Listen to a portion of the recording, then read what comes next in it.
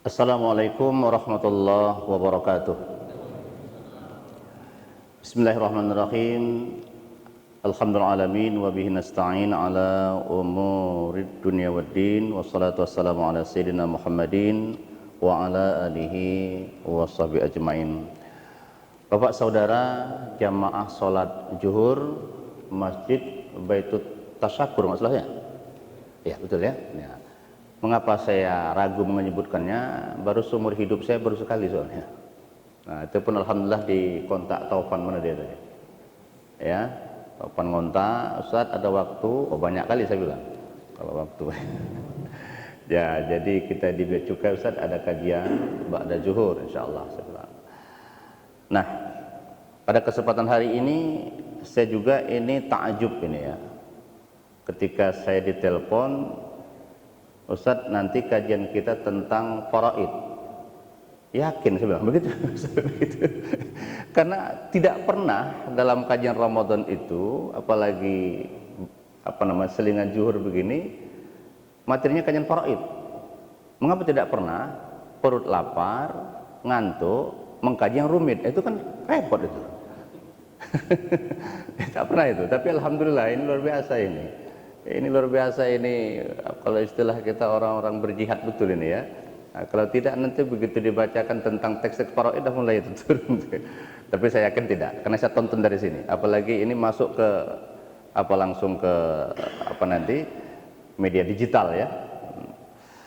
Baik, Bapak Saudara rahimakumullah, kajian faraid ini adalah sebuah kajian yang langka dikaji orang.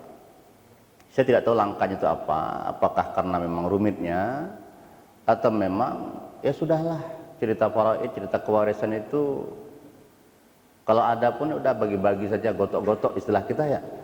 Udah gotok-gotok sajalah, cincai-cincai saja gitu. Nah, apakah itu kira-kira lulus dalam kajian hukum? Nah, ini yang penting bagi kita. Penting sekali ini. Memang dalam berbagai kitab tentang hukum Islam, saya kira satu-satunya materi hukum Islam yang tidak ada hukumnya, inilah dia. Mungkin aneh kedengarannya. Satu-satunya materi hukum Islam yang tidak ada hukumnya, faraid inilah. Kalau kita mengkaji misalnya puasa wajib, puasa sunnah, sholat wajib, sholat sunnah, haji, umroh, kira-kira begitu ya. Ada hukumnya. Begitu masuk kajian faraid, apalah hukum membagi waris? Tak ada hukumnya, Pak. Kita buka sekian besar buku-buku tentang hukum Islam. Dari mulai thaharah sampai haji, di situ ada muamalah. Muamalah itu salah satunya adalah faraid. Nah, nanti begitu dibuka definisi, pengertian faraid atau hukum waris, dasar hukum, baru masuk langsung hak-hak syarat rukun kewarisan. Udah, apa hukumnya membagi waris? Tidak ada. Agak aneh nih. Artinya apa? Secara hukum siogianya semua perbuatan kita yang mukallaf, orang yang menjadi objek hukum sekaligus subjek hukum ini harusnya ada penempatan hukum setiap perbuatan kita. Minimal hukumnya adalah mubah, boleh. Bapak kita duduk di sana, tanya orang, apalah hukum duduk di situ? Mubah, boleh. Setiap perbuatan kita tuh harus ada hukumnya. Bisa wajib, bisa mubah, ya kan? Bisa sunnah, bisa haram, bisa makruh. Tapi sekali lagi membagi waris itu tidak ada hukumnya dalam berbagai kitab fikih. Oleh karena itulah dalam pengantar ini saya ingin menyampaikan bahwa ini tidak boleh terjadi. Nah, mungkin nanti setelah saya kaji, setelah saya sampaikan ini, ada yang risau. Dan saya senang itu.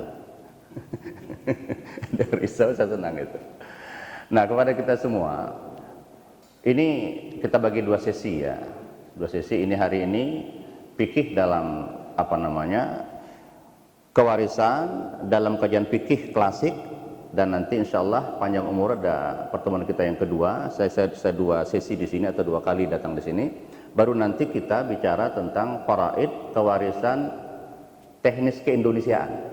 Itu berbeda, Pak. Ya, beda itu Fikih klasik dengan fikih keindonesiaan itu beda, pembagian waris ini. Saya ingin hantarkan dulu tentang hukum membagi waris. Dulu, sebelum hukum kewarisan ini ditetapkan berdasarkan kisah-kisah tertentu nanti saya ceritakan, awalnya dulu membagi harta yang ditinggalkan oleh orang tua atau kaum kerabat kepada anak-anaknya, kepada saudara-saudaranya, itu melalui wasiat, Pak. Al-Baqarah 180. Kutiba a'udzubillahi minasyaitonir rajim. Kutiba alaikum idza hadara ahadakumul maut. Diwajibkan kepada kamu apabila salah seorang di antara kamu sudah dekat meninggal dunia. Apa kewajibannya? In taraka khairanil wasiyah.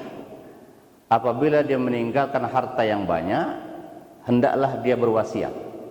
Untuk siapa wasiat itu? Lil walidaini wal aqrabin bil ma'ruf haqqan 'alal muttaqin. Yaitu kepada kedua orang tua dan kaum kerabatnya. Kaum kerabatnya itu bisa anak, bisa paman dan lain-lain. Kaum kerabat lah yang punya hubungan darah. Bil ma'ruf, menurut urufnya, menurut yang baik, menurut yang patut. Haqqan 'alal muttaqin. Itu wajib bagi orang bertakwa. Jadi dulu asal orang meninggal ada hartanya, itu wajib berwasiat. Makanya muncul hadis tentang wasiat, tidak halal seseorang yang sudah dekat meninggal dunia tidak menuliskan wasiatnya. Ada hadis itu kan? Nah, hadis itu sebagian kita masih memegang itu. Lalu kewajiban wasiat ini dihapus setelah turunnya ayat-ayat Al-Quran tentang kewarisan. Makanya Rasulullah mengatakan dalam sebuah hadis, ya, dalam sebuah sabda Rasulullah SAW, innallaha qad a'ta likulli dhi haqqin haqqahu. Karena sudah turun ayat-ayat tentang kewarisan, siapa mendapatkan berapa, siapa saja orang yang berhak mendapat warisan itu, innallaha qad a'ta likulli dhi haqqin haqqahu, kata Rasulullah. Allah telah memberikan setiap orang yang berhak tentang harta warisan haknya masing-masing. Ada yang setengah, ada yang sepertiga, ada seperempat, seperenam, 2/3, ada 1/8, masing-masing dapat. Makanya kata Rasulullah, fala wasiyatal waris. Untuk itu sejak saat ini tidak boleh lagi berwasiat kepada ahli waris, tak boleh. Berwasiat kepada ahli waris tidak boleh. Kalaupun itu dilakukan oleh calon pewaris berarti kan masih hidup, ya. Kalaupun itu dilakukan oleh calon pewaris ketika dia hidup, berwasiat kepada ahli waris, maka wasiat itu dinyatakan batal demi hukum. Saat ini begitu. Setelah turunnya ayat-ayat tentang kewarisan, terutama An-Nisa 11, 12 dan 176. Jadi cerita waris ini tak banyak ayatnya, Pak, hanya 3 saja. 3 saja. 11 An-Nisa, 11, 12 dan 176. Baru pengantarnya dimulai ayat An-Nisa ayat 7.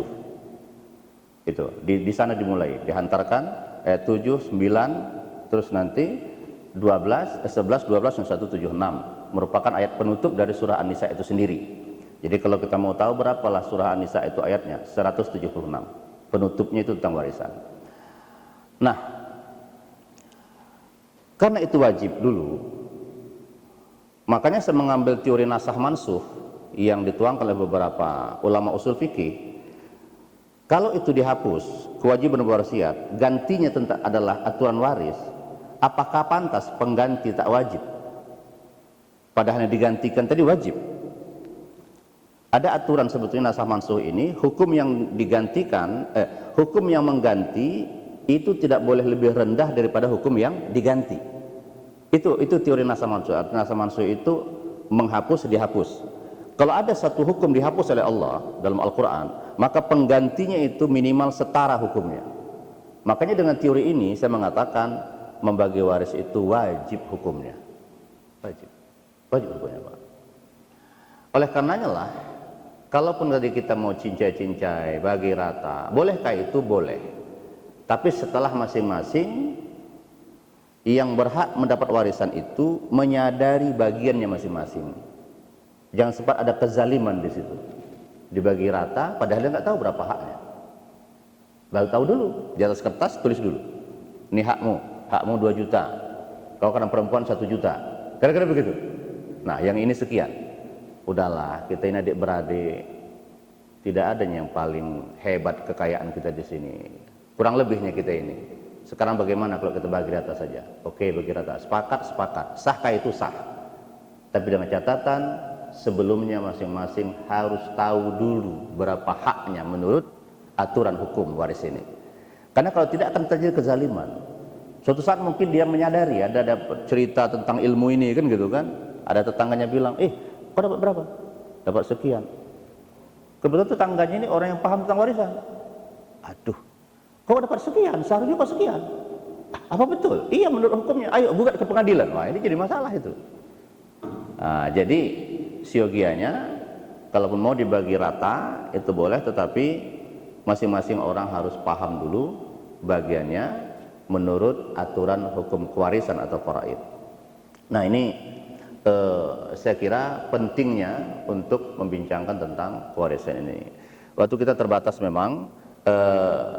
Tadi saya informasi dari Pak Taupan jam 2 kita selesai, oleh karena itu ini saya ingin berbagi dengan kita, ada tanya jawab, saya sangat senang itu. Saya setengah jam izin, setengah jam antarkan ini, setengah 2 nanti kita akan diskusi setelah itu. Baik, kita mulai dari ini dasar-dasar hukum tadi ya. Saya besarkan saja di sini. Ya. Apa yang akan saya sampaikan berikut ini tidak ada di sini, maka saya dahulu ini. Tentang hukum waris ini, Bapak Ibu, tadi Bapak Saudara, begitu saya Bapak Saudara, ini Ustaz pasti nggak tahu kamar di sini. Dibukanya lampu tirainya. Oh, ada di sana Ibu. Bapak Ibu Saudara ya. Faraid ini memang ilmu yang langka. Sejak masa Rasulullah tak banyak yang tahu. Sahabat Rasul yang paham waris itu dari 124.000 sahabat Rasul itu hanya 4 orang yang paham. Saya ulangi lagi, 124.000 sahabat Rasul itu hanya 4 yang paham tentang warisan ini. Pertama Abdullah bin Mas'ud, yang kedua Abdullah bin Abbas atau Ibnu Abbas, yang ketiga Ali bin Abi Thalib, yang ketiga Zaid bin Sabit. Hanya 4 orang. Paling tidak informasi ini bisa kita dapatkan dalam kitab Qutbul Akhyar karya Taqiyuddin Abu Bakar Al-Husaini. Itu beliau paparkan seperti itu. Oleh karenanya lah saya sampaikan, apakah karena sulit mencari orang yang paham tentang warisan ini sehingga sulit diajarkan gitu. Nah, saya berkeinginan paling tidak dalam kesempatan 2 kali pertemuan bersama saya insyaallah kita memiliki ada pemahaman awal ya tentang warisan ini, dan ini penting bagi kita sebagai bagian dari aturan dalam Al-Quran. Ini tadi saya pengertian dari dasar hukum ya, jadi saya kira pengertian ini saya ringkaskan saja. Apa itu warisan? Warisan ya ilmu yang mengkaji tentang pembagian warisan, siapa mendapatkan berapa, udah itu saja, siapa mendapatkan berapa. Nah, kemudian ini ada hadis Rasulullah mengatakan bahwa belajar ilmu waris, karena ilmu waris itu sebagai separuh dari ilmu. Nisful ilmi, bahwa awal anzun ja'u min ummati. Dia separuh dari ilmu Islam ini kata Rasulullah, dan merupakan ilmu yang pertama sekali diangkat dari umatku ini. Sampai nanti kata Rasulullah, wal ilmu sayuntaqadu wa tazharul fitan hatta yakhtafa isnan. Sampai nanti kata Rasulullah ada 2 orang yang bertengkar tentang pembagian waris. La yajirin ahadan yafsila bainahuma. Mereka tak bisa jumpai lagi orang yang bisa membagi waris di antara mereka itu. Akhirnya apa? Itu tadi kita katakan, ulah cincin-cincin saja. Tidak lagi. Karena dia merupakan ilmu yang pertama sekali diangkat. Dan itu juga mungkin menjadi bagian dari pemikiran saya bahwa orang malas belajar ilmu waris karena orang belajar ilmu waris umurnya pendek. Bukti hadis kan gitu. Yang pertama kali dimatikan ya, orang-orang yang belajar waris. Tapi tak apa-apalah ya. Nah, demi mendalami ilmu hadis ini jangan kita takuti itu. Yang pula gara-gara ini, Ustaz kalau gitu nggak jelas Ustaz belajar waris Ustaz. Kenapa? Ini orang yang pertama kali diangkat nanti yunza'u min ummati ilmu waris. Baik, oh di sini tadi yang dikatakan bahwa yang paling diangkat pertama ya ilmu waris ini. Baik, kita lanjut sebab-sebab kewarisan. Nah, sebab-sebab kewarisan dalam fikih klasik dan kompilasi hukum Islam di Indonesia itu berbeda, Pak. Bedanya nanti ada di bagian terakhir itu. Kalau dalam hukum fikih itu hubungan kewarisan itu kan ada 3 ya. Pertama karena ada hubungan nasab. Mengapa kau dapat warisan? Nah, dia kan abangku. Dia tak punya anak, aku adiknya dapatlah aku. Nah, kira-kira begitu. Kalau dia punya anak laki-laki, aku tak dapat. Tapi karena dia tak punya anak laki-laki, maka aku berhak. Gitu misalnya. Nah, mengapa kau dapat warisan? Oh, dia itu kan ayahku. Wah, gitu. Jadi, oh dapat warisan. Kenapa dapat warisan? Nah, dia kan suamiku. Suami bagaimana? Surat nikahnya nggak ada. Ya, suami di bawah tangan, nikah kami sah, cuma nggak ada buku nikahnya. Itu banyak kasus, Pak. Kasus terakhir kemarin yang heboh siapa? Kasus Macica Mukhtar. Ya, ketika ada seorang Macica Mukhtar mengaku anak yang dilahirkannya adalah anak Murdiono. Ketika Murdiono meninggal, tak lama setelah itu muncul Macica Mukhtar membawa anak laki-lakinya. Ini anak Murdiono. Gitu. Dibuktikan tes DNA betul, ini anak Murdiono. Akhirnya anak itu dapat, walaupun tanpa buku nikah. Bukan berarti dalam kaitan ini saya mendorong bapak-bapak untuk nikah siri, tidak. Kalau gitu Ustaz, nikah siri boleh gitu. Jangan, Murdiono aja nikah siri ya. Janganlah, jangan. Itu di sana melirik-lirik saya ini, Ustaz ini nampaknya mendorong nikah siri gitu, tidak. Tapi artinya maksud saya adalah mau ada surat nikah, tidak ada buku nikah, ya. Ini suami istri, kalau betul bisa dibuktikan tes DNA, oh berarti ini betul istrinya. Ya udah, itu bisa dapat ya.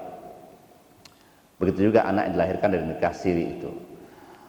Nah, kemudian ada dulu wala ini. Wala ini adalah tuan ya, tuan yang merekatkan budaknya. Jadi kalau tuan merekatkan budak, tuan itu meninggal, tidak ada anak keturunannya, ahli warisnya budaknya itu. Bisa dia, budaknya itu menjadi ahli warisnya.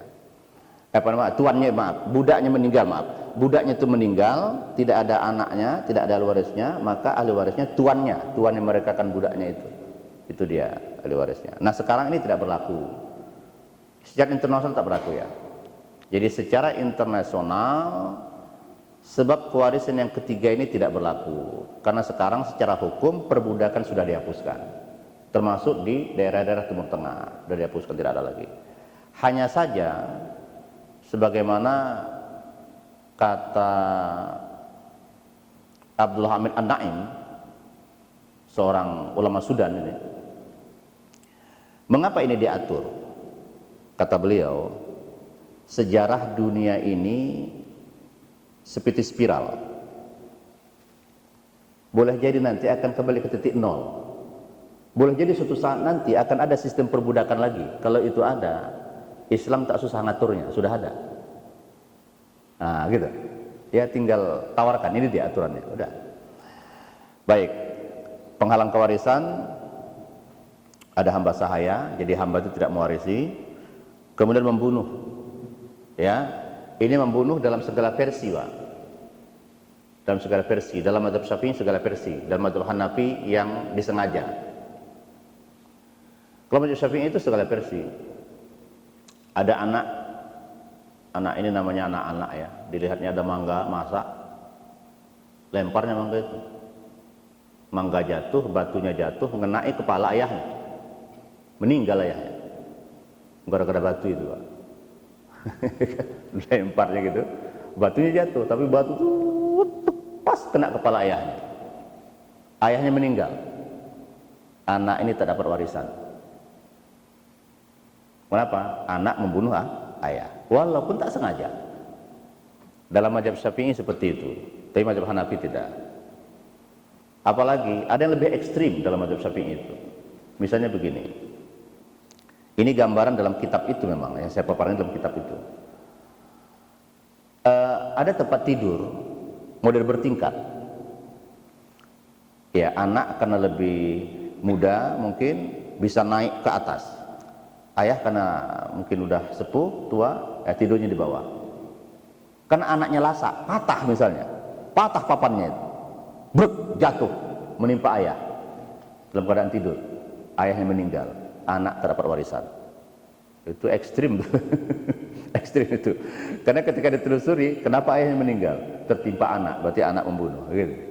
Tapi ini sekali lagi, saya kira dalam mazhab Syafi'i seperti itu. Tapi kalau kita kaji dari sisi sebab-sebab seseorang dipandang tidak dipandang tidak bertanggung jawab terhadap hukum, salah satunya karena tertidur. Bagaimana orang tertidur dikenai hukum? Tak mungkin. Nah, ini saya pandang seperti itu tidak berlaku ini. Dalam pandangan saya ya. Walaupun mazhab Syafi'i mengatakan tetap berlaku dipandang membunuh. Nah, dalilnya adalah istilah qatil minal miras, ya pembunuh tidak mendapat warisan. Jadi apapun alasannya, sekali lagi kalau memang ada unsur kesengajaan membunuh walaupun melalui tangan orang lain, misalnya disuruhnya dokter, Pak dokter, sini banyak utang Pak dokter, ayah saya kaya, cuma lama kali bagi warisnya, maksudmu udah suntik mati aja. Suntik mati, suruhnya dokter suntik mati, terbukti itu atas inisiatif dia, tak dapat warisan itu, walaupun tidak pembunuhan secara langsung melalui tangan orang lain. Baru berbeda agama. Nah, berbeda agama ini satu penyebab yang tak bisa ditawar-tawar, walaupun sekarang ini banyak sekali usulan-usulan yang mengedepankan hubungan darah di atas hubungan darah, dan itu mengeliminasi perbedaan agama. Banyak lah permintaan itu. Ya bagaimana, udahlah berbeda agama itu kita abaikan saja, yang penting dia ayahku gitu, atau yang penting dia anakku. Nah, itu tidak bisa. Perbedaan agama itu tegas dasar hukumnya. Rasulullah mengatakan la yarisul muslimul kafira wal kafirul muslimah. Orang Islam tak mewarisi orang kafir, dan orang kafir tidak bisa mewarisi orang Islam. Ya, yang menjadi poinnya adalah ketika pewaris meninggal. Misal, ini tanggal 6 April. Pada tanggal 6 April ada seseorang meninggal dunia. Dia punya anak 3 orang, tiga-tiganya muslim. Lalu tanggal 7 April salah satu anaknya murtad. Pertanyaannya, anak yang murtad dapat warisan tidak? Dapat. Mengapa dapat? Karena pada saat ayahnya meninggal dia masih status muslim. Sudah. Kasus kedua, kebalikannya. Pada tanggal 6 April ayahnya meninggal. Anak 3 orang juga, salah satu murtad. Mendengar ayahnya meninggal, dan dia tahu bahwa ayahnya meninggal itu karena dalam suasana kesedihan atas murtadnya dia masuk Islam tanggal 7-nya. Pertanyaannya, dapat warisan tidak dia? Jawabannya tidak. Mengapa? Karena pada saat ayah meninggal dia murtad. Catatan, jadi poin pentingnya itu adalah peristiwa meninggalnya seseorang, siapa yang punya hubungan waris, gitu.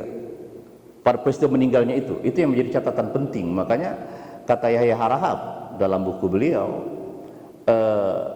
peristiwa meninggalnya seseorang dalam hubungan waris ini sangat penting, sangat penting, menjadi catatan. Nah, itu ya beragama. Baru yang ketiga, yang kedua ya, yang ketiga sudah ya beragama ya. Nah, syarat kewarisan meninggal dunia pewaris, ya tentu meninggal dunia orang yang mewariskan ya, mewarisnya harus meninggal dunia. Hidupnya ahli waris memiliki hubungan kewarisan, baik yang karena hubungan darah atau perkawinan tadi, tidak terhalang mewarisi. Penghalang kewarisan yang 3 tadi, bukan budak, bukan membunuh, bukan berbeda agama. Ya. Rukun kewarisan adanya pewaris, ada ahli waris, adanya harta. Jadi kepada kita, kalau ada orang datang minta menyelesaikan kewarisannya atau harta warisnya, apa yang kita lakukan terlebih dahulu? Apakah langsung membagi? Mana orangnya? Mana orangnya? Ini siapa nih? Ini anak Pak. Ini adik Pak. Ini kakaknya Pak. Oh ya, data. Apa itu dulu atau harta dulu? Tanya harta dulu Pak. Jangan orangnya dikumpulin dulu.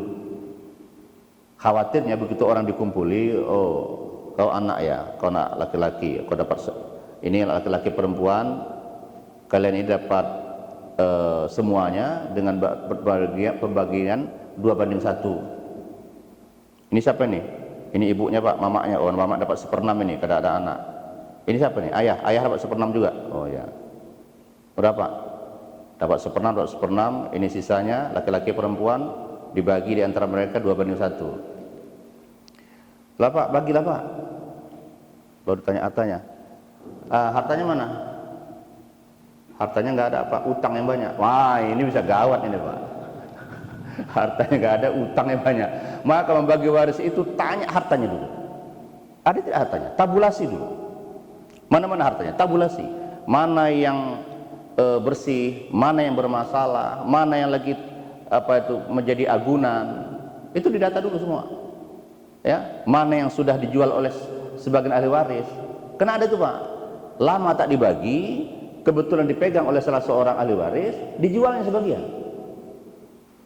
Dijualnya diam-diam atau dinikmatinya. Ada mobil, ya dikendaraannya sendiri atau dijualnya mobil itu. Kalau harta tidak bergerak mungkin susah lah, tanah mungkin susah, karena harus saksi-saksi kan gitu. Tapi kalau mobil bisa dijualnya mobil itu. Nah, nanti ketika menghitung harta waris, ini bagaimana ini? Apakah bagian dari harta waris atau satu harta yang sudah dilepas? Ini kan jadi masalah. Makanya didata dulu, mana harta yang sudah dijual oleh sebagian ahli waris, mana harta yang jadi agunan, mana harta yang bersih, mana ini semua, mana harta yang di belakang, mana di depan. Data dulu, karena tanah yang di pinggir jalan akan beda harganya dengan tanah di ujung gang. Jangan disamakan, itu repot nanti. Ya, nah, itu didata dulu di mana posisinya. Oh, kalau begini berarti ini NJOP-nya sekian ini, berarti harganya sekian, begitu. Baik, ini sekali lagi kepada Bapak, Saudara dan Ibu-ibu dirahmati Allah.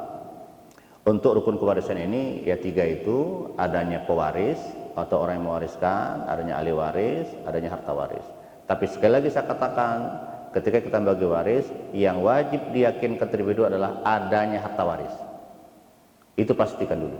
Kalau ternyata harta warisnya yang tertinggal atau yang ada itu habis dimakan oleh utang, tak usah lagi cerita pembagian, jangan lagi, nanti menyakitkan, berarti sakitnya di sini kata ahli warisnya. Mereka sudah berhayal gitu. Ternyata ayahnya atau pewaris ini diam-diam punya utang yang banyak dan hartanya itu habis dimakan utang. Nah, itu menjadi catatan itu. Ya, ini sedikit-sedikit pengalaman di lapangan ya. Makanya saya ceritakan ini pengalaman di lapangan begitu. Kelompok ahli waris ini agak rumit memang, tapi saya ceritakan ya sedikit ya. Ini mana panjang pula ini ya. Nah, ini nanti bagian di Indonesia ya. Banyak pula slide-nya lagi nih. Jadi sederhananya ginilah. Orang-orang yang berhak mewarisi secara fikih ini ya, itu laki-laki ada 15, perempuan ada 10. Jadi laki-laki ada 15, perempuan 10. Saya menghitungnya pakai konsep mata angin aja lah, ke bawah, ke atas, ke samping kanan, ke samping kiri, gitu aja. Jadi anak, orang tua, saudara, paman, gitu ya.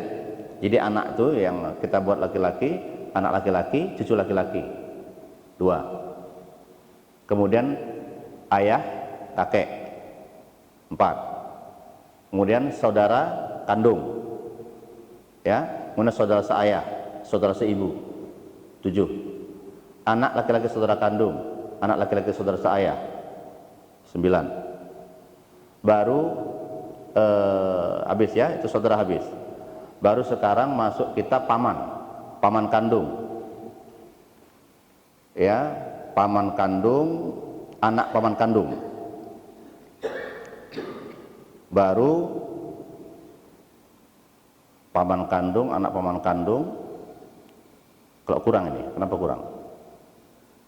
Kurang satu. Di mana? Oh, anak laki-laki tadi, anak laki-laki saudara kandung. Kita ulang coba. Anak laki-laki, cucu laki-laki, ayah, kakek. Kemudian cucu laki-laki di anak laki-laki, cucu laki-laki, ayah, kakek, habis. Kemudian saudara kandung, saudara seayah, saudara seibu, anak laki-laki saudara kandung, anak laki-laki saudara seayah. Nah, itu dia yang kurang tadi. Baru paman kandung, baru di bawahnya paman kandung kan, baru paman seayah, anak laki-laki paman kandung, anak laki-laki paman seayah, baru terakhir suami. Suami kan laki-laki kan? Nah, itulah dia. Kecuali ada suaminya perempuan. 15 semua. Mu'tik ya, satu lagi ya, yaitu orang merdekakan budak tadi. Nah, ini saya kira tak usah pelah rumit memikirkannya, tapi ya sekedar umum saja. Perempuan itu 10. Perempuan 10 itu anak perempuan, cucu perempuan, dan anak laki-laki, selesai, habis. Baru ibu, nenek dari sebelah ibu, nenek sebelah ayah, 5. Baru saudari kandung, saudari seayah, saudari seibu, habis. Baru istri, baru perempuan yang memerdekakan budaknya, tuan dan 10 ya, 10 ini. Jadi saya kira tidak perlu susah lah ya. Anak perempuan, cucu perempuan, ibu, nenek dari sebelah ibu, nenek sebelah ayah, baru saudari kandung, saudari seayah, saudari seibu, istri, dan tuan mereka budaknya 10. Nah, kalau semua ahli waris ini ada dan hidup, ini dia. Kalau semua ahli waris ini ada dan hidup, mereka itu tidak bisa mendapatkan harta waris secara keseluruhan. Yang dapat harta waris itu hanya 5 saja, 5 orang saja. 4 lah katakan, yaitu anak laki-laki, anak perempuan, ayah, ibu. Oh ya, 5 ya. Suami atau istri. Tak mungkin dua-dua. Yang meninggal siapa kan? Jadi anak laki-laki, anak perempuan, ya anak laki-laki, anak perempuan, ayah, ibu, suami atau istri. Hanya itu saja. Yang lainnya itu peserta pengembira. Kalau datang mereka ya kasihlah uang kuping, kasihan ya.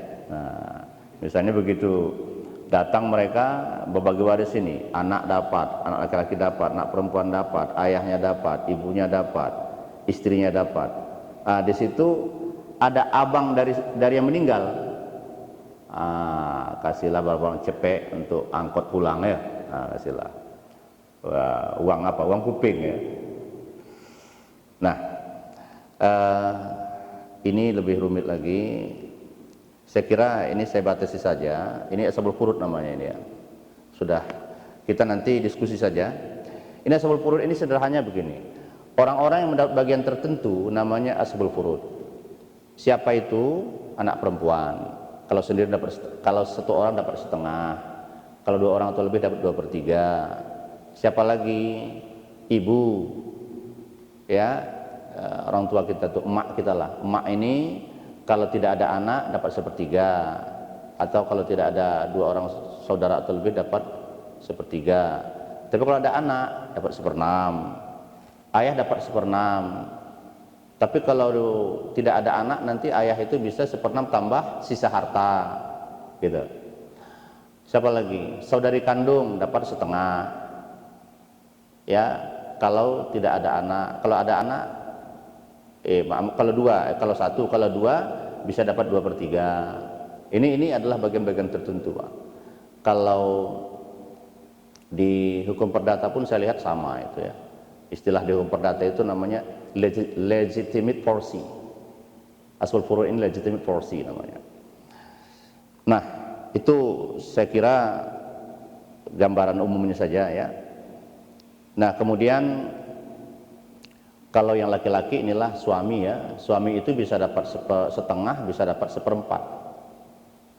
Saya kemarin ditelepon ya, eh, ada seorang janda Bu, janda kaya ini,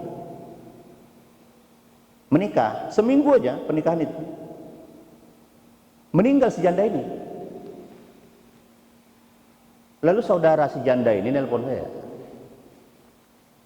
Ustaz, ini adik saya meninggal, janda, menikah dengan seorang laki-laki, baru seminggu perjalanan pernikahan ini.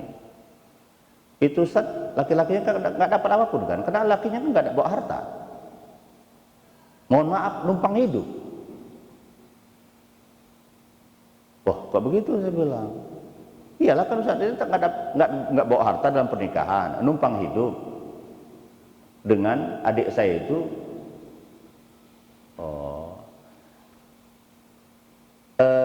Status suaminya itu ketika dia meninggal, adik bapak itu meninggal, dalam status hubungan suami istri atau tidak? Ya suami istri loh, orang baru pernikahan seminggu. Oh iyalah, kalau suami istri maka suami itu tetap dapat minimal 1/4 harta waris dia. Kalau ada anak dari adik bapak, saya bilang, si janda itu. Tapi kalau tak ada anak, wah itu hebat itu, saya bilang, setengah itu sama dia. Akad itu, akad nikah ini konsekuensi hukumnya luar biasa. Maka hati-hati akad nikah ya. Nah, itu dia. Sama halnya, ada seorang duda kaya nikah dengan seorang perempuan, teman saya termasuk. Setahun lebih pernikahan, alhamdulillah dapat anak.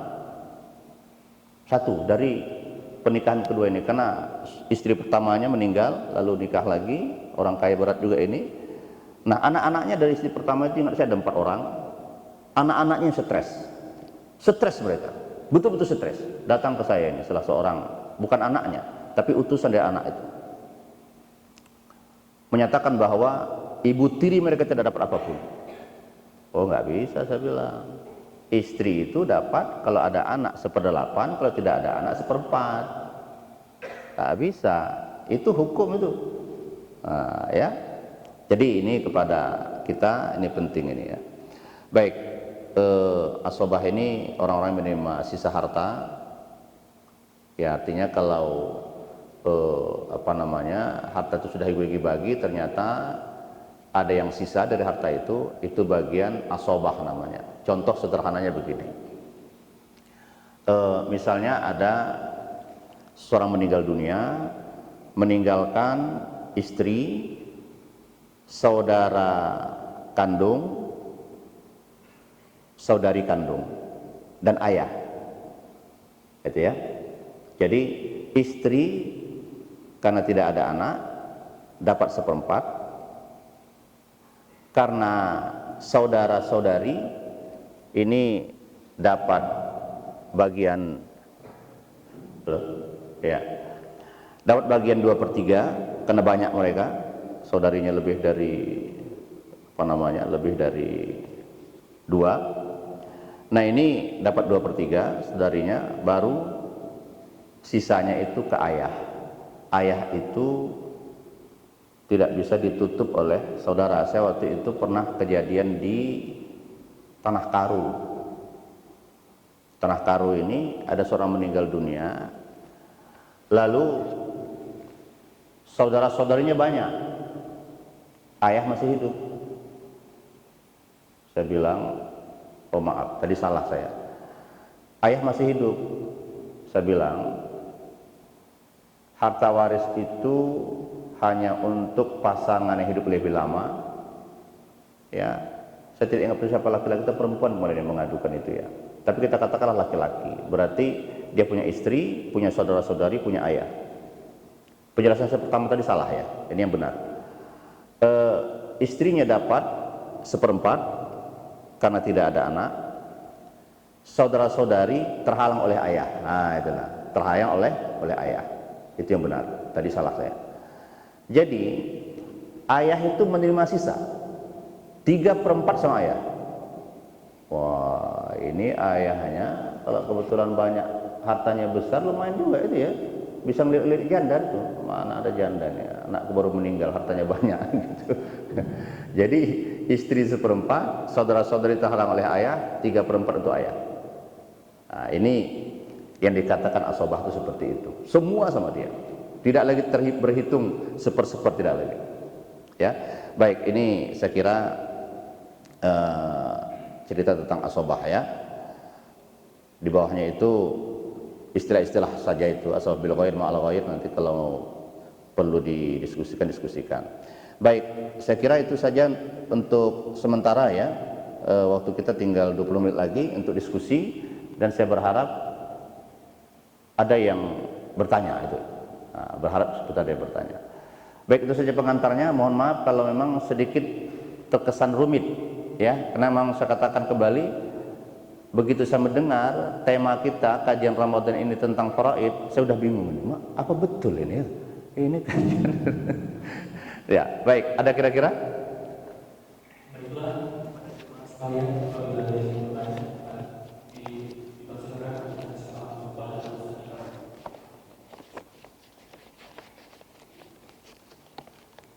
Ada? Ya.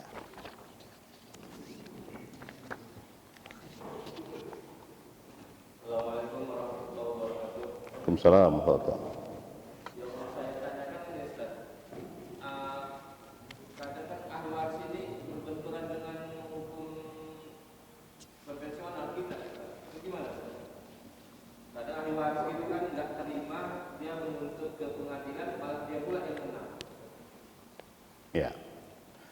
Dan yang dimenangkan posisinya pernah saya saudara gitu kan, dia malah anak angkat Ustaz. Oh, anak angkat pula ya? Karena almarhum ayahnya ini sudah membuat surat wasiat gitu kan, anak-anaknya ini hanya nggak berapa banyak gitu Ustaz. Karena menurut si ayah katanya anak-anaknya ini nggak ada yang peduli sama bapaknya. Ya. Itu gimana Ustaz? Itu aja ya? Baik.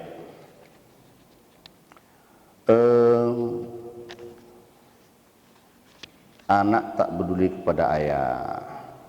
Yang ngurus ayah ketika sakit sampai meninggal dunia anak angkat. Karena ayahnya gondok kepada anak kandung, semua harta diwasiatkan kepada anak angkat. Baik. Pertama yang harus kita pahami posisi kita sebagai anak. Nah, itu dulu. Ini tausiah ini. Tausiahnya gitu. Berbakti kepada orang tua itu luar biasa. Jadi jangan sempat ada orang tua kita sakit, jangankan lagi melayani, jenguk pun tidak, dosa besar itu dulu. Sebelum masuk ke hukum ya, ini jadi perhatian betul kepada kita. Dan kasus seperti ini bukan suatu yang aneh, paling tidak pernah terdengar kita. Anak yang tak peduli kepada orang tua. Tapi begitu orang tuanya meninggal dunia, didengarnya, baru sibuk datang mendata harta, ya kan? Nah, ini naudzubillah ini. Mudah-mudahan Allah lepaskan kita, Allah hindarkan kita dari karakter anak seperti itu. Nah, yang kedua, hartanya ternyata diwasiatkan. Nah, pertama saya ingin menjawab dua ini. Pertama dari sisi kewenangan hukum dulu. Kewenangan hukum memutus perkara waris itu sejak tahun 87 itu sudah tidak ada lagi wewenang peradilan agama, peradilan umum. Jadi sekarang semua, ingat saya 87 ya, ingat saya, kalau pernah bisa dikoreksi.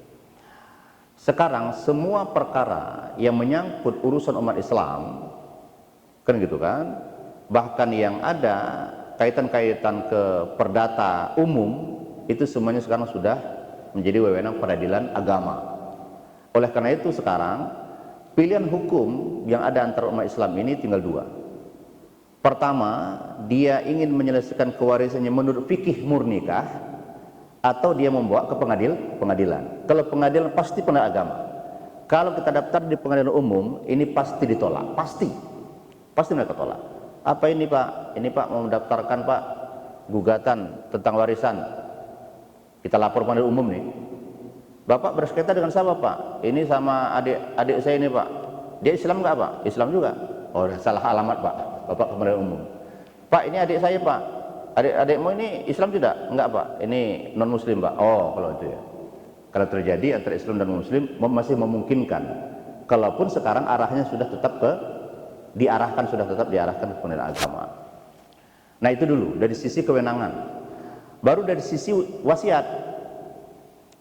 Dari sisi wasiat, ini kalau kita katakan tadi, harta sudah diwasiatkan kepada anak angkat. Saya perlu sampaikan bahwa wasiat itu tidak boleh lebih dari 1/3 harta. Tak boleh. Makanya aneh kalau ada seorang pewaris lalu berdasarkan surat wasiatnya hartanya habis dikuasai oleh penerima wasiat, itu aneh dan itu tidak benar. Ya, dan itu tidak mungkin diputus perkara seperti itu.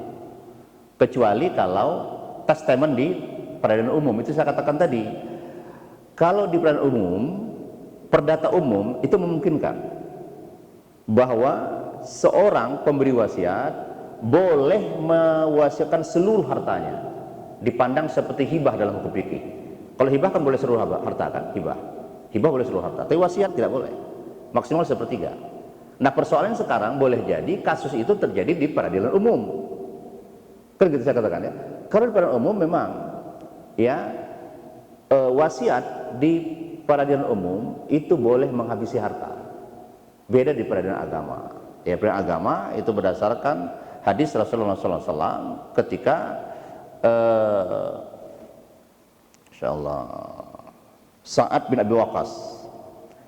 Ketika Sa'ad bin Abi Waqqas sakit, dia bertanya kepada Rasulullah, ya Rasulullah SAW, ya Rasulullah, aku ini orang kaya dan aku tidak punya ahli waris kecuali 1 orang anak perempuan. Apa tasaddaqu sulaits mali ya Rasulullah? Boleh tidak aku menyedekahkan 2/3 hartaku? Kata Rasulullah, tidak boleh. Nisbah ya Rasulullah. Kalau separuh ya Rasulullah, boleh tidak? Tidak boleh. Tidak boleh. Wasulus. Kalau begitu 1/3 ya Rasulullah, aku bersedekah 1/3. Kata Rasul, as-sulus wasulus kasir. Oke, 1/3 boleh dan 1/3 itu pun sudah banyak. Gitu dia. Jadi dalam hukum Islam, wasiat kita ini sudah dibatasi maksimal 1/3 harta yang kita miliki. Sisanya sebandel apapun ahli waris itu tetap hak miliknya itu, walaupun dia muncul di hadapan pewaris setelah pewaris meninggal dunia. Seumur hidup tak pernah datang, tak pernah ngurus, ngontak aja tak pernah. Memang bandel betul ini ahli waris ini. Tapi begitu dengarnya pewarisnya ini meninggal dunia, contohnya ayahnya meninggal dunia, sibuk udah datang menuntut harta waris. Berhakkah dia? Berhak. Hebat hubungan darah itu, tak bisa dialihkan. Yang bisa dialihkan hanya sekedar seperti 1/3. Hibah dalam fikih klasik itu boleh seluruh harta, tapi di dalam kompilasi hukum Islam yang berlaku dalam agama juga maksimal 1/3. Makanya di pengadilan agama, seluruh peralihan harta dari seseorang ke orang lain, apapun nama peralihan harta itu, apakah wasiat, hibah, apapun namanya, hadiah, itu tidak boleh melebihi 1/3 harta, tidak boleh. Sisanya tetap 2/3 itu tetap bagian dari orang-orang yang memiliki hubungan waris dengan si pemberi wasiat atau hibah atau hadiah itu tadi. Begitu Pak ya. Jadi saya khawatir dan curiga jangan-jangan itu kasusnya diselesaikan di peradilan umum ya, bukan di peradilan agama. Tapi sekali lagi saya tegaskan, untuk saat ini peluang membawa kasus ke peradilan umum khusus untuk warisan tertutup peluangnya. Tidak ada lagi. Semuanya akan diarahkan ke peradilan agama. Itu saja saya kira. Oke Pak ya? Oke. Ada lagi? Ada pertanyaan dari yang Pak yang mobile, tapi ini ada berjumlah 4, mau dijawab sekali. Ya. Silakan dibaca satu-satu. Iya. Dibaca satu-satu. Iya, boleh. Bagaimana hukumnya jika seseorang tidak meninggalkan wasiat, dan bagaimana jika seluruh harta yang ditinggalkannya diwakafkan di jalan Satu. Bagaimana hukumnya kalau seorang meninggal tidak meninggalkan wasiat? Ini saya katakan tadi, hadis tentang tidak halal seseorang yang sudah dekat meninggal dunia tak berwasiat. Ini adalah hadis yang menopang ayat yang saya bacakan 180 Al-Baqarah tadi. Wajib berwasiat, kan begitu. Hadis itu berkenakan itu. Tapi setelah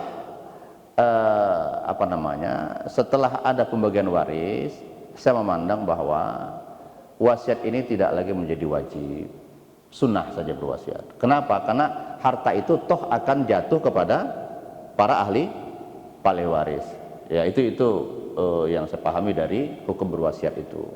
Jadi jangan pula kita merasa berdosa meninggal dunia gara-gara tidak berwasiat. Jadi sekali lagi, berwasiat itu wajib sebelum turunnya ayat-ayat tentang warisan. Tapi setelah turun ayat tentang warisan, maka berwasiat itu malah untuk, kalau wasiat kepada ahli waris itu malah tidak boleh. Yang pertama. Yang kedua tadi, diwakafkan. Ya, ini saya katakan tadi, diwakafkan kepada kepada masyarakat kah, atau wakaf umum kah, atau wakaf keluarga kah, seluruh harta, kan gitu kan. Nah, ini dalam fikih sah saja, sebagaimana tadi hibah boleh menghibahkan seluruh harta. Tapi kalau nanti melalui peradilan agama, hibah itu kan tidak boleh seluruh harta. Ya, wakaf juga kalaupun boleh itu tentu harus melalui persetujuan seluruh ahli waris, kan gitu dia. Nah, kalau tadi hibah itu kan dari pemilik harta menghibahkan, tidak boleh lebih dari sepertiga. Wasiat juga seperti itu. Lalu ini harta ditinggalkan dalam bentuk harta waris. Seluruh harta waris ini oleh para ahli waris diwakafkan. Ini kan milik ahli waris ini sudah kan. Nah, boleh jadi para ahli waris itu memiliki harta yang ditotal secara keseluruhan ditambah harta pribadi mereka, ini tak sampai sepertiga ini, kira-kira begitu kan. Ini merupakan sudah hak daripada ahli waris, dan itu boleh gitu ya, walaupun sekali lagi tentu prosedur wakaf ini wajib dilaksanakan. Saya potong sedikit ya. Ini kasus wakaf yang banyak terjadi sekarang. Di mana kasus banyak terjadi kasus wakaf itu? Karena wakaf kita tidak diiringi dengan akta otentik yang jelas. Oh, ini pokoknya dari sini sampai sana tuh kuwakafkan ya untuk masjid. Pak, tanda tangan, udahlah, ini kan ikhlas demi Allah itu. Tak ada suratnya, tidak ada apanya. Ini banyak Pak, banyak sekali kasus-kasus wakaf yang tidak punya surat. Oleh karena itu, kalau tadi ada niat berwakaf, misalnya gitu, ada kasus walaupun ini bentuk pertanyaan, boleh jadi ini terjadi kan gitu kan. Nah, berwakaf maka tolonglah diiringi dengan akta otentik wakaf itu, supaya tidak menjadi masalah di belakang hari, terutama yang mempermasalahkan itu anak keturunan pewakaf. Ini kan ada kasus itu, saya tidak sebutkan tempatnya, tapi di Medan ini kuburan Pak dibatalkan wakafnya, bayangkan itu. Gara-gara kuburan itu tidak punya surat wakaf ketika ayahnya dulu mewakafkan. Jadi sebagian itu mereka buat rumah di sana, padahal rumah itu, tapak rumah itu masuk bagian dari lahan yang diwakafkan orang tuanya dulu. Dibatalkannya itu, kok bisa? Karena tidak ada alat bukti. Mana bukti wakaf? Mana bukti wakaf? Ya nggak ada alat buktinya. Ya udah. Nah, jadi ini sangat penting, terutama melindungi hak pewakaf yang sudah di alam kubur sana, yang dimainkan oleh anak-anak pewakaf ini. Ya, ngeri Pak kita Pak. Lahan-lahan masjid sebagian ini di Medan ini ada itu Pak. Lahan wakaf itu mereka tarik kembali lahan masjid itu. Memang sudah yang sudah didirikan masjid, oke, mereka sepakat itu wakaf. Tapi ini kan ada lagi lahan sebelahnya nih yang dulu masuk wakaf. Mereka dirikan rumah situ, mereka batalkan wakafnya. Mana buktinya? Tidak ada buktinya memang. Ya, ini penting ya. Ya, lanjut.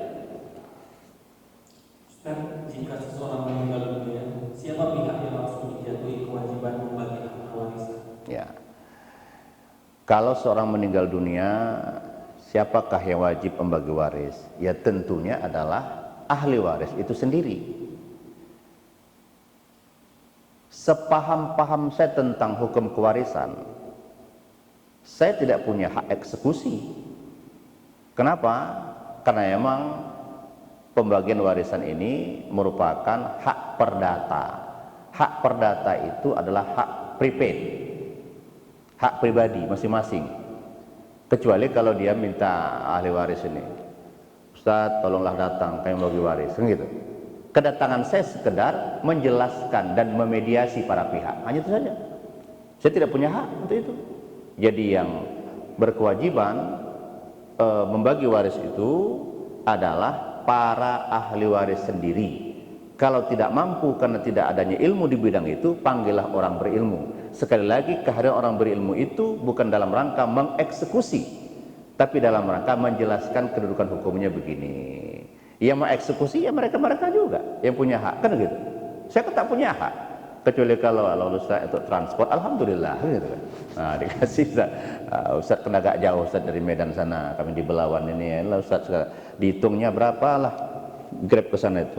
Oh 55.000, betul 55.000 dikasihnya. Nah, gitu kan. Ya baik. Ada lagi? Assalamualaikum Ustaz. Ya. Misal seorang ahli waris meninggal dunia, mewariskan kepada anak berjumlah 10 orang. Namun ketika itu belum dilakukan pembagian warisan. 25 tahun berselang, salah satu anak dari ahli waris meninggal. Apakah warisan dapat diteruskan kepada cucu si ahli waris salah satu anak yang meninggal tadi? Ya, makasih. Mau tidak mau kita harus masuk sistem keindonesiaan kalau gitu. Karena tidak bisa dijawab fikih ini. Fikih klasik tidak bisa menjawab ini. Bisa menjawab tapi jawabannya akan melumpuhkan hak ahli waris pengganti gitu. Kalau kalau terjadi hal seperti itu, ya sebetulnya fikih klasik juga bisa ini ya. Kalau terjadi seperti itu, maka harus kita bagi ulang dia. Kita bagi ulang menurut saat pewaris meninggal 25 tahun yang lalu. Maka kita harus berhayal kembali. Gitu dia. Itu dalam hukum fikih klasik namanya kasus munasakhoh namanya itu. Kasus munasakhoh ini adalah kasus yang paling banyak terjadi di Indonesia. Paling banyak. Di mana terjadinya kasus kewarisan di saat pewaris meninggal atau tidak lama setelah pewaris meninggal, harta tidak dibagi-bagi sampai berlarut-larut sekian tahun, sampai puluhan tahun, baru setelah sebagian ahli waris meninggal baru muncul kesadaran membagi waris. Ini banyak terjadi, Pak. Ya. Nah, sebagian ahli waris yang meninggal tadi ada anak keturunannya, kan begitu. Tentu cucu dari pemilik harta, cucu dari pewaris ini. Nah, apakah cucu ini berhak mendapat harta waris? Tentu berhak. Jadi kita harus berhayal lagi, ketika pemilik harta meninggal dunia, siapa saja ahli waris ketika itu? Harus begitu. Oh, anak masih lengkap, istri ada, ya kan? Maka mereka semua memiliki hak pada harta ya waris yang ditinggalkan. Sudah. Lalu sebagian mereka meninggal dunia. Yang meninggal tadi ada punya anak? Tidak ada. Nah, anaknya ini naik menempati posisi orang tuanya. Ini bukan kasus ahli pengganti, maaf salah saya tadi.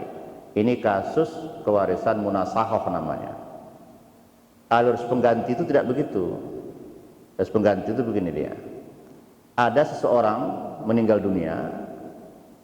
Ketika dia meninggal dunia itu, anaknya 5 meninggal duluan 1, ya kan? 4 masih hidup, ada 1 udah meninggal duluan. Yang meninggal duluan ini punya anak 2 orang misalnya. Apakah cucu 2 orang nih, yang ayahnya meninggal terlebih dahulu, berhak tidak menerima hak kewarisan ditinggalkan kakeknya? Yang seyogianya kalau ayahnya hidup, ayahnya ahli waris. Tapi karena ayahnya sudah meninggal, kan gitu kan? Nah, ini namanya ahli waris pengganti, pasal 185 Kompilasi Hukum Islam. Jawabannya berhak. Jawabannya berhak. Berhak menerima harta yang siogianya diterima orang tuanya. Kalau orang tuanya hidup, tapi orang tua sudah meninggal.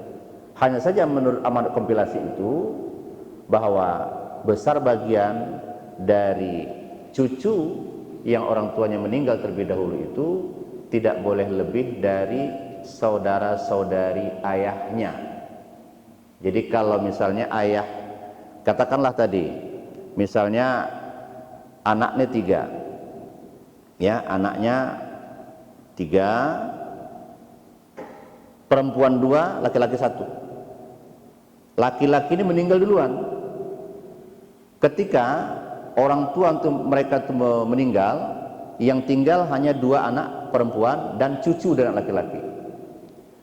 Kira-kira si cucu dapat bagian yang siogianya diterima ayahnya atau tidak?